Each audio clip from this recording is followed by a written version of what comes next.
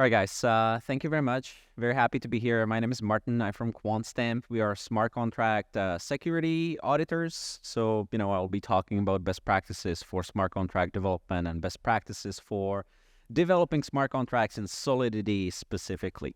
The talk is aimed towards beginners. So, if you're a very well-versed Solidity programmer, probably you will be bored in here.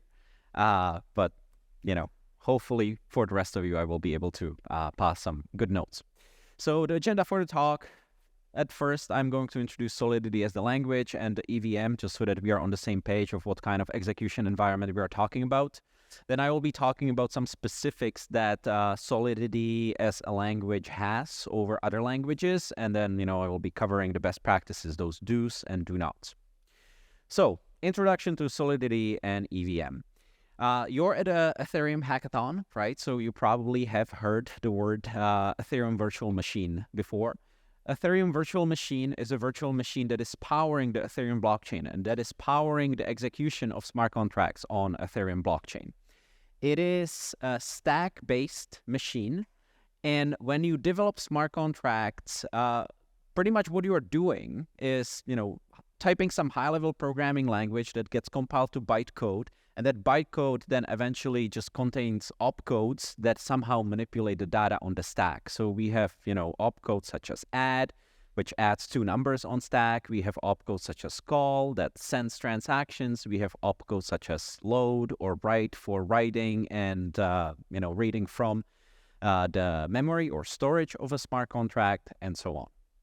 Then the EVM uses something called gas to measure how much computation was carried out and bills the users who triggered the computations for that, right? It's for a very good reason because all the miners or validators in the network will be interpreting those transactions and will be running those computations, and we don't want anybody to be running, computations on our machines for free, right? So that's why gas actually exists. And the actors on blockchain are identified by addresses. We have 2 types of actors. One is the general people who transact through something that we call externally owned accounts. And then we have smart contracts. The difference between smart contracts and externally owned accounts is that smart contracts do not have private keys, or nobody knows what those private keys are. So smart contracts cannot sign or initiate transactions. Everything comes from people's own externally owned account, for which we do have private keys, right? This is how we have created and generated those accounts. So this is kind of the setup that we are going to be talking about. Now, the language that we use to develop smart contracts, I already mentioned, is called Solidity. So Solidity is an object-oriented, statically typed language. It's similar to, JavaScript, Java, C++, or anything of this similar category. But it is specifically catered towards developing smart contracts. So it provides us with data types that we will find on blockchain, right? Those addresses, those unsigned ints and bytes. And it will provide us with blockchain-specific functionality. So, for example, functions for sending and receiving Ether can be controlled through primitives of this language, right? Unfortunately, compared to other languages that you might be used to, it actually has a limited standard library. So it doesn't contain a whole bunch of things that I will be talking about a little bit, later that you might be used to. And it also has many blockchain-specific gotchas that, other languages do not really have or are not relevant in other settings. So let's take a look at something that is kind of sort of special to Solidity. First of all, Solidity, similarly to other programming languages, contains some access modifiers that allow us to indicate whether certain variables or functions should be accessible from, other smart contracts, right? So it has something called keyword private, which if you are used to developing in other languages, just signifies that external classes or external actors cannot access our data, right? So this is the first gotcha for Solidity.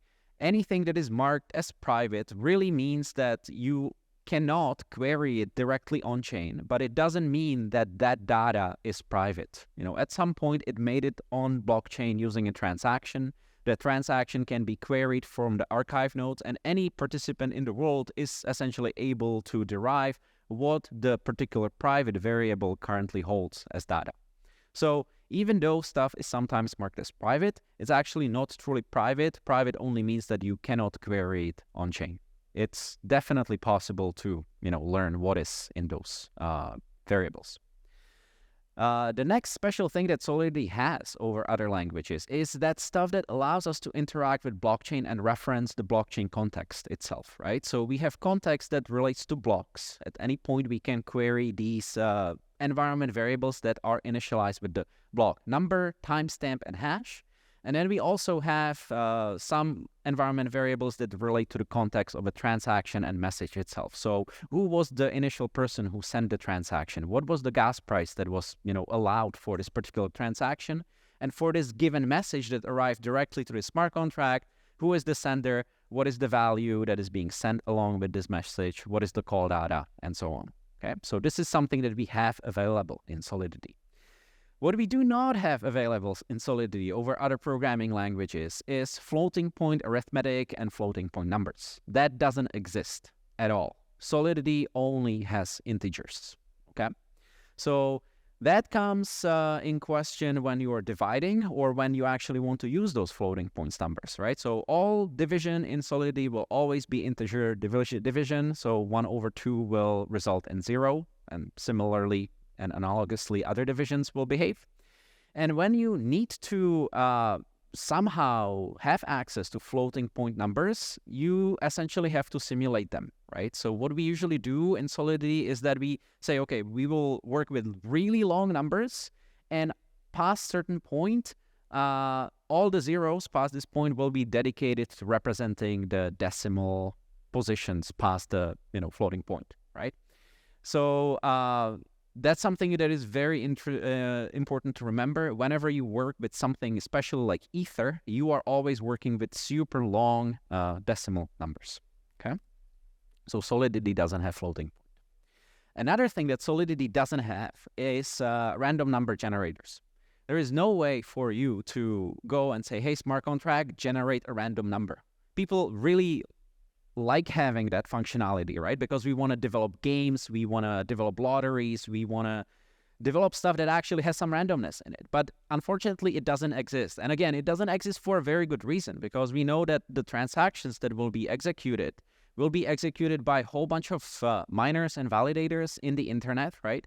And they have to be deterministic. They have to have deterministic results so that everybody arrives to the same state of the blockchain. So therefore, generating random numbers is not a thing in Solidity.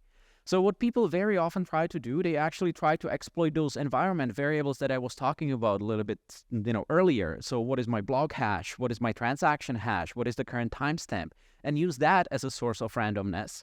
But that is not really random, right? And it is also predictable. So it's actually wrong to be using that for randomness. And if you at some point require using random numbers in your software development, what you need to do is actually use random number generators in the form of oracles, which I'll be talking about a little bit later as well.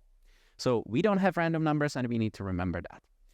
I already said that smart contracts are accounts that have some code associated with them, but they do not have private keys. So, another thing that you might want to do, but will not be able to do, is schedule some transaction and have it be initiated by a smart contract. That doesn't work. Smart contracts cannot initiate anything. It's always people and externally owned accounts that actually can sign and create transactions.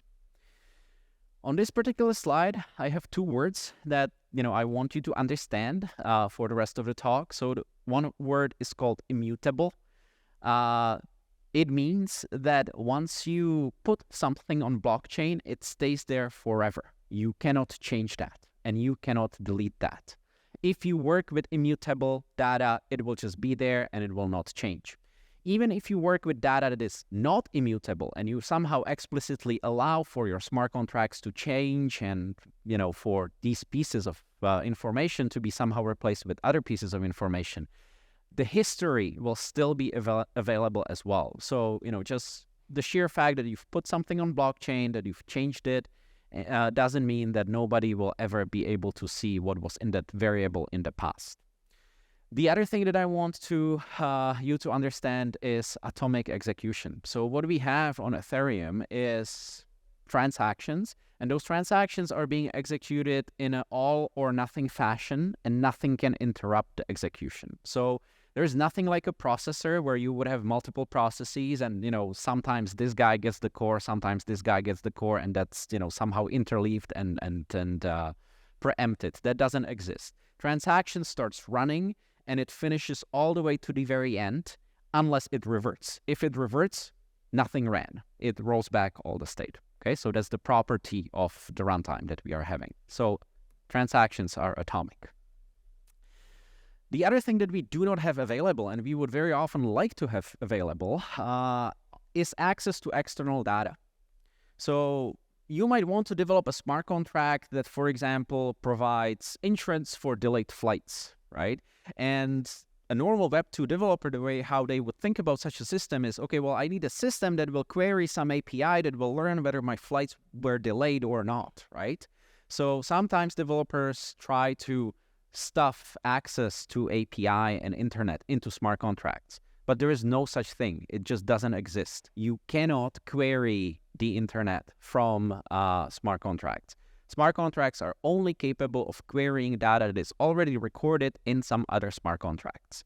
And so companies and the Ethereum community developed something called oracles, where oracles are smart contracts designated specifically for this purpose. They are made to record some kind of information, and then communities and external actors, they record this type of information into smart contracts. So if you want some specific data, you have to find an oracle for it. Okay, and then you can query that oracle's API. So this is kind of the situation that we are at with Solidity. And now I will be going through a very long laundry list of what you should be doing and what you should keep in mind when developing your smart contract. So the first thing that I want to cover is check effects interaction pattern. So you might be able to Google a whole bunch of lists with best practices for developing smart contracts in Solidity. And every single list will contain this, check effect interactions. This rule specifies the order in which you should be making actions inside of your functions. So here I have a snippet of code. It has two functions. One is called bad withdraw. One is called good withdraw. Both of these functions have some state check, right? That's the require at the beginning. Then it applies they apply some changes to the state. That's the line where I am decreasing the balance of the message sender. So in the good withdraw, that happens right after the require check. And in the bad withdraw, that happens at the end of the function. And what is in between in the bad withdraw is the interaction. It's the transfer of a balance that is actually making a call to the message sender, right? And that actually transfers the execution power to the message sender, because when we send Ether in Solidity, what gets invoked are some special functions in smart contracts. So in the bad withdraw, we are actually not respecting this pattern, check effect interaction. That interaction should come at the very end in the order that I have it in the good withdraw. And the reason why this is really, really important is a very profoundly known vulnerability called reentrancy. So what can go wrong if you have interactions in the middle of an execution? Somebody in the middle of that transfer of ETH can come and they can make another call to your function, to your bad withdraw. And this pattern is designed so that in 99.9% of cases, it actually protects you from such, defects. So whenever you are doing stuff, whenever you're interacting with other contracts, the interaction comes always at the very end, okay, after you update the state. The second item that I want to cover here are pull patterns and push patterns. So what people want to very often do is somehow give something to other people, to other addresses and accounts on Ethereum, right? So imagine that you have some treasury and the treasury wants to distribute some rewards or some NFTs or something like that. So you have two options. Either you actually do it actively, you are the treasury and you are going to dish out the gas and you are going to pay for transfer of the asset to every single person, right? Or you can adopt the philosophy where you say you are entitled to get something from me, but you have to come and you have to grab it. In such a case, you will not have to pay gas for transferring the asset to every single person, right? The person came, initiated the transaction, they are paying for the gas on their own. So we always prefer pull patterns over push patterns. The reason why we actually prefer pull patterns over push patterns is not that push patterns would be way too expensive. That's usually the secondary reason. But the real reason is that the push pattern can actually fail, because if you imagine that you are transferring Ether to a smart contract, to a whole bunch of smart contracts, one of these smart contracts can just say, no, I'm, rejecting this ETH. I don't want it. I'm going to revert your transaction. And if you remember my spiel about atomic transactions, that means that nobody is going to receive the Ether, right? Because the entire transaction is going to revert and is going to be rolled back. So that's the problem with the push patterns. They have so many interactions that can actually DOS your system. So we prefer pull patterns over push patterns. The next thing that new developers in Solidity are very confused about is the difference between assert and require. So both these keywords serve the purpose of reverting a transaction if some kind of a condition is not fulfilled. But they behave differently with respect to refunding the gas to the transaction initiator. So in the case of assert, if you're asserting that some condition holds in Solidity, if the condition doesn't hold, your transaction will be reverted, but all the gas that was provided to this transaction will also be consumed. The invoker of the transaction will not receive anything back. On the other hand, with require, the person who invoked the transaction will receive all the gas that is left back. And that kind of drives the difference between the two functions. We use assert to make sure that some conditions, some kind of state that we are assuming holds. So, if you're assuming that your system is in some particular state, you check it with assertions. And if one of those assertions fails, it means that either you have some bug in your smart contract and that smart contract got to a state where it should never work, or somebody's actually attacking you, right? They found some attack vector and they decided that they will use this attack vector to bring the smart contract to a state where it shouldn't be and shouldn't operate. And in such a case, it's actually very okay for you to burn all the remaining gas for this transaction and say, fine, we are done. We are just going to revert in here, right? On the other hand, require is used to check results where you fully expect that the result of an external call to somewhere might have failed. You called some smart contract, the smart contract was like, nah, I won't do that.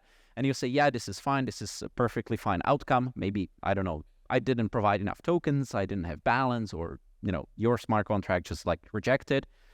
And that's okay.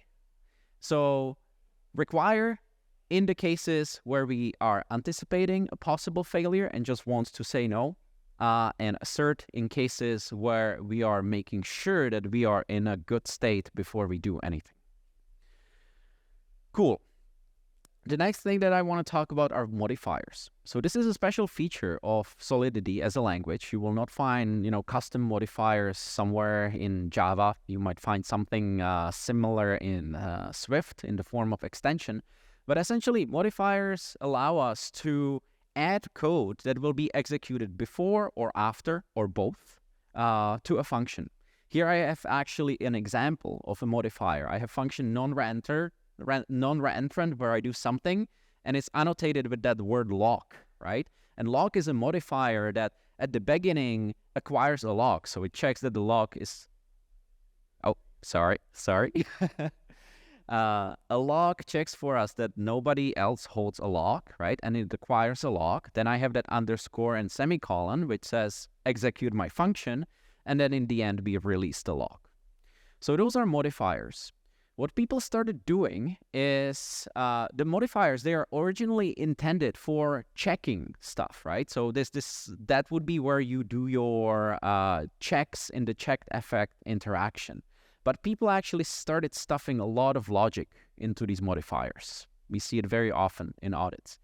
What it results in is a spaghetti code. If you go back to your, intro to programming courses and the languages that contain the goto statement, you've probably heard many, many times, do not ever use goto, because like it just, breaks the flow of the code and it results in spaghetti. Same thing happens if you start stuffing the modifiers with too much logic. The example that I have in there, this is the only acceptable example of where you can put some right logic and some side effects into a modifier. There is very little of it. It's literally 3 lines of code. So that's probably roughly the maximum. And the effect is not permanent, right? This modifier itself, it locks and then unlocks. So it's predictable. So do not put too much logic in your modifiers. I'm going to skip this slide because I want to get to some more interesting stuff. So, for this slide, only remember, if you want your smart contracts to be able to receive Ether, you have 2 options. You either can implement function called receive or function called callback, or both of them. And there is a difference when these functions get invoked. So look it up in the documentation if you do not know. The one gotcha that I am going to definitely mention in here is you can never assume that your smart contract has 0 Ether balance, even if you do not implement these functions. So even if you say, hey, my smart contract can never accept Ether, it is absolutely possible to force send Ether using instructions called self-destruct. So never make an assumption that your contract has a 0 balance unless you actually check it directly in the code. Okay. Here is a slide about pragmas. So pragma declares for us what kind of version of Solidity we are going to be working with and what kind of version of compiler we are going to be compiling these high-level words that are very similar to English into bytecode, right? So that's that like line that I have there in the example underlined. We can declare pragmas in 2 possible ways. We can either declare a pragma that is fixed version, that's right here, 0.8.15, or we can put that like little caret character in front of it or the greater sign, right, which allows floating pragmas, which essentially mean that I will be able to compile this code with anything that is 0.8.15 or higher, okay? So best practice here is always lock pragmas of your smart contracts. And the reason why you should be locking the pragmas of your smart contracts is the software development lifecycle. So imagine that you're developing, right, and you're working on a big project and you're done. And then the rest of your team is not done. And you are just waiting for 1 to 2 more months for the rest of the team to be done and then maybe audits to happen, right? Eventually, somebody is going to come and will want to deploy your code on blockchain. But within that time span, those 2 months, 3 months, however long this took, it's totally possible that the compiler has changed, right? That, 2 new versions actually came out. And so then when somebody starts deploying your smart contract, it's totally possible that they compiled it with a different version of the compiler than the version that you actually have tested it with. So the code that ends up on blockchain is different from what you've tested, and that might be wrong. And yes, compilers do have bugs. They get fixed all the time. But the way how you should keep up with your compiler and have it be up to date is by declaring fixed pragmas and then updating them deliberately every once in a while. I'm slowly running out of time here. So let me maybe mention something about timestamps. I had a lot more slides, but we will not be able to cover that. That's fine. So using timestamps in smart contracts for any kind of logic and decision making is an anti-pattern. When we were in the Ethereum proof of work situation, we would have multiple miners, right? They would be trying to solve the proof of work puzzle, and at some point they would be successful, and they would start propagating these blocks throughout the network through something called Gossip protocol. Well, the Gossip protocol, it's a peer-to-peer communication protocol. It has some latency, right? It takes time for me to produce a blog and send it all over the world to the other side. So this network, it admitted tolerance in timestamps to roughly, 15 seconds. So me as a miner, I would always be able to push the timestamps a little bit to the future, a little bit to the past, whenever it was convenient for me. Now, this is no longer the case because since Ethereum transitioned to proof of stake, I am not able to do that anymore. We have a fixed interval of 12 seconds where every single block has to fall into, right? So timestamps are predetermined, but there are many chains in the world that still do not have predetermined timestamps because they do operate on some kind of a proof of work system, and they're forks of Ethereum. So never assume that timestamps are not manipulable. And the good rule of thumb is, think about also tolerance for yourself. Think about those 15 or even 30 seconds. If your smart contract can operate with 15 or 30 seconds tolerance, then your usage of timestamps is okay. If it cannot, and if you require the time that it got reported is absolutely accurate, then you are doing it wrong. Okay, so very careful about timestamps. All right, looking at the clock, 10 seconds left. I'm going to stop right here. If you have any questions, please shoot them right now, or find me or Jan sitting in the back after here at a hackathon. We'll be happy to help.